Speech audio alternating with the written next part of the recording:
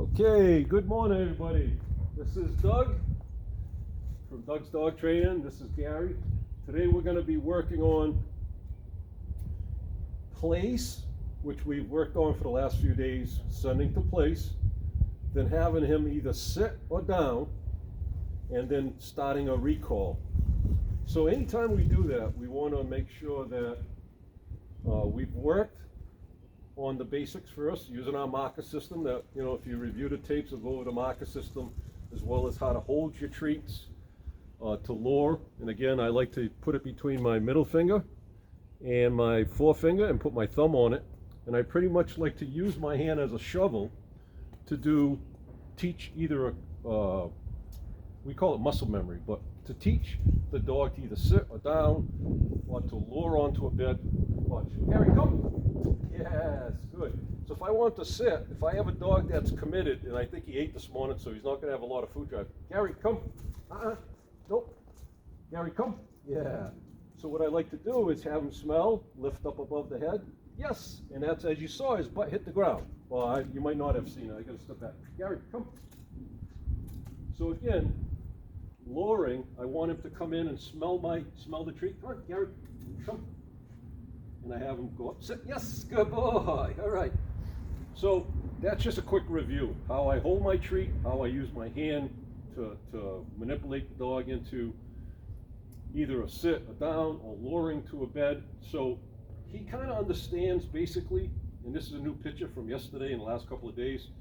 So if he doesn't go after the first command to the place, which is the bed, then I'm going to say, give a negative marker, and then ultimately use leash pressure with the second command, because he has to know that if I say place, he's got to go to it. If he doesn't go to it, then I'm going to help him with leash pressure, not begging him, not using food or anything, okay? So I want to get his attention. Gary, and I'll point to it. Place.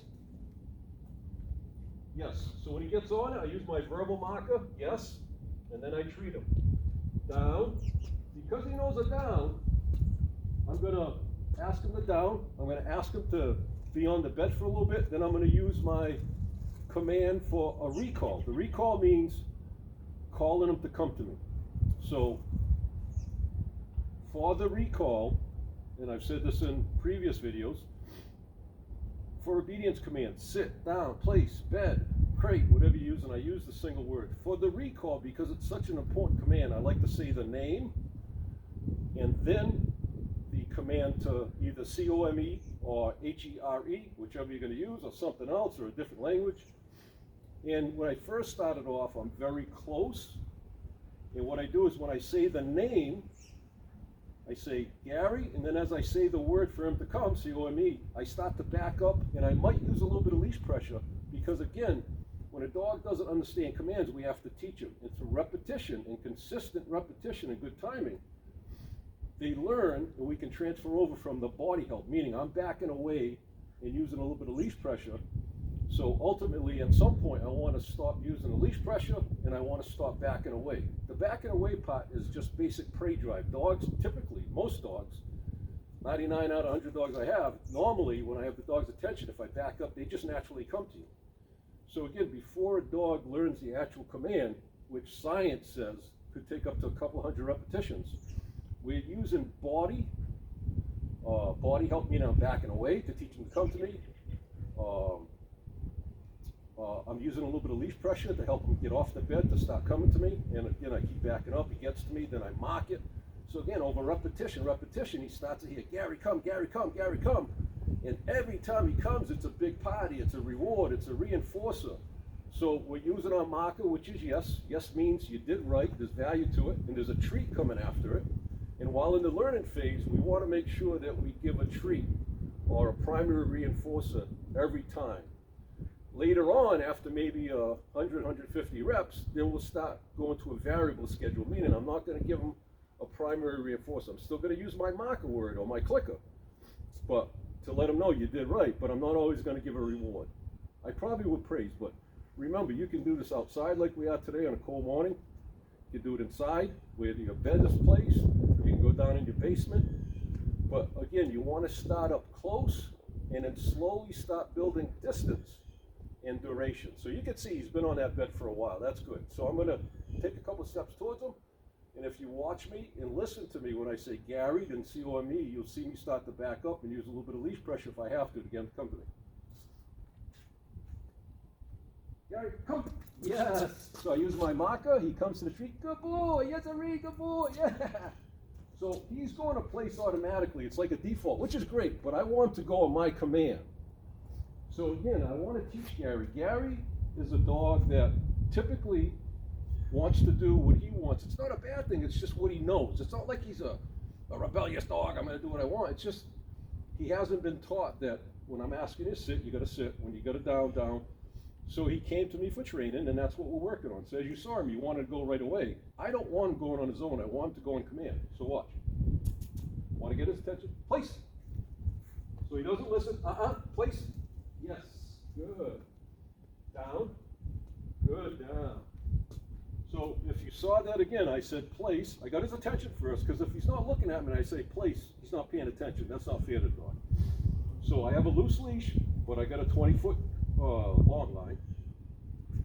And I don't want to have tension on the leash, because I don't want to initiate any kind of opposition reflex. We'll talk about that. That's on some of my videos anyways. But ultimately, I want him to listen to me. So when I said place, even though he's looking at me, he didn't go to it. So I said, I gave him about a second. Then I used a little bit of leash pressure and went on. Then I marked and rewarded him. Okay? So again, I'm approximately, I don't know, 8 feet away, 7 feet away. Gary, come. Yes, good boy. Now, because I've worked with him for a while, I'm saying yes before he gets to me. Again, that's our verbal marker to say, you're doing right. But if you have a dog that's not coming directly to you and you're saying yes, then what you're ultimately teaching him is, so if I say yes when you hit that crack in the concrete, and then all of a sudden it goes that way or he stops, and I say yes before he gets to me, then I'm mistakenly teaching him that, oh, it's okay not to come all the way to me.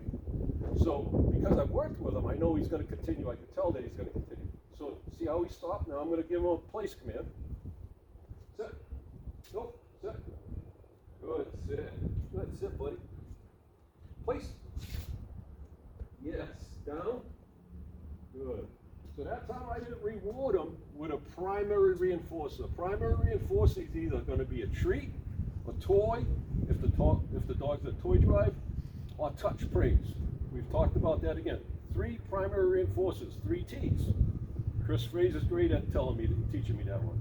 Treat or food, that's a primary reinforcer. A toy, if a dog's a good toy drive, and we've taught him how to play the game of tug, and also touch praise. So those are primary reinforcers, meaning the likelihood of that behavior continuing is a lot higher than not giving one of those. So again, I step back a little bit further to say his name. When I say his name and he's looking at me, I'm going to stop backing up and say the word COME, and then I'm going to mark it when I know he's definitely coming to me. I'm going to wait a little longer this time. Gary, come! Yes, good boy!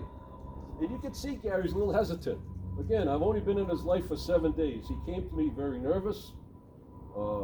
He's still very nervous. Just before we started videotaping, Gary pretty much was like every noise he heard out here, and I have another dog about his size that they love to play.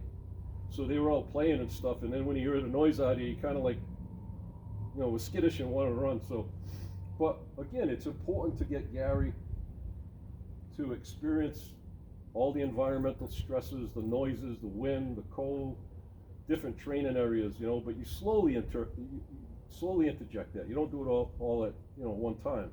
So when we train, whether you're training the place command, like we did yesterday, or we're doing the recall, start in your house first. So you're close up, you get the basics going. Maybe you do 1 or 2 or 3 days in your home, and you slowly build up the ration on the place and the break command. And then what you do is then you go outside, maybe on your deck, and then you go into your backyard, and again, 2 or 3 days. And then at some point, you can transfer over to the outside world, maybe your front lawn, if you got a front lawn, and then go to a park where there's not a lot of distractions, but you got to get Gary to see all the different distractions that you may come in contact with, and mainly because for what it really gets into now is the recall command, which we're working on today. So I'm working place, but I'm not using break now. Break was teaching them place. You got to stay there till I tell you, and you build that up over time. You build up the distance you send him, and you build up the time he stays on, the duration. Now what today we're working on is the recall. He goes to the bed, which is his place command. So we're still working on place, and it's a great tool I like to use to teach the recall, the stationary recall, the basic concept. So what we do is we send him to his place command, sit down, you build up duration on it, and then you do the recall and you work on reps. So I'm going to do one more just to go over it again with you. So let's see if he, get a little closer. Place. Yes, good, thanks. This time I gave him a primary reinforcement down. Good. So Gary doesn't have a jacket, so I'm not going to stay out too much longer. It is cold out. It's in the 20s. As you can see the way he lays, he's trying to stay warm. So again, loose leash. This is called a long line. You can buy them. Contact me. I'll give you a link to buy them. Chewy, Amazon.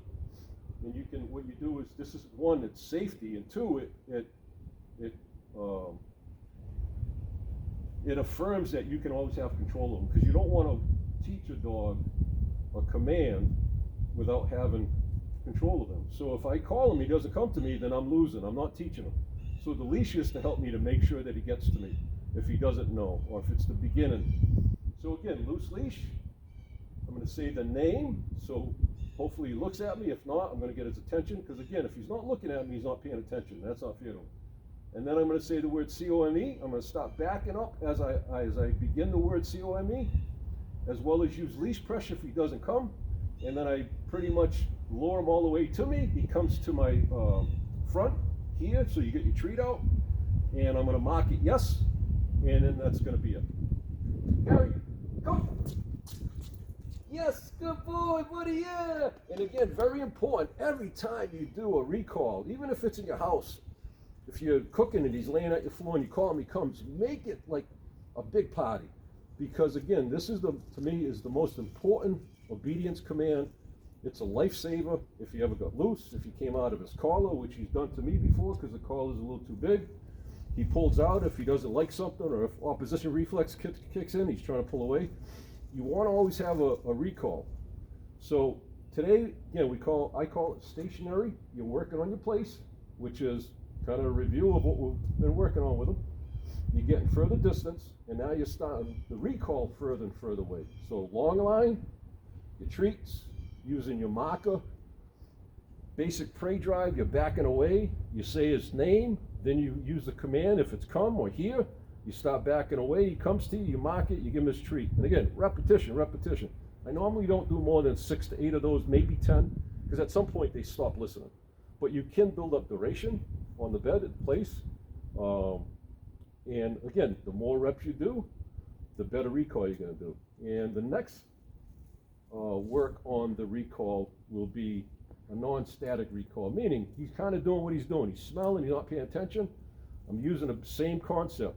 Gary, come, I'm using leash pressure, I'm backing up, I'm calling it to me. So it's the next step where he starts, he's got a distraction in his view or in his nose, and you're teaching that no matter what, when he hears Gary come, and again, remember, dogs learn through consistent repetitions, a couple hundred repetitions before they even understand the words, the verbal cue, the prompt, whatever you want to call it, okay? So hopefully that was helpful to anybody out there, and especially Gary's owners. Have a great day. Bye.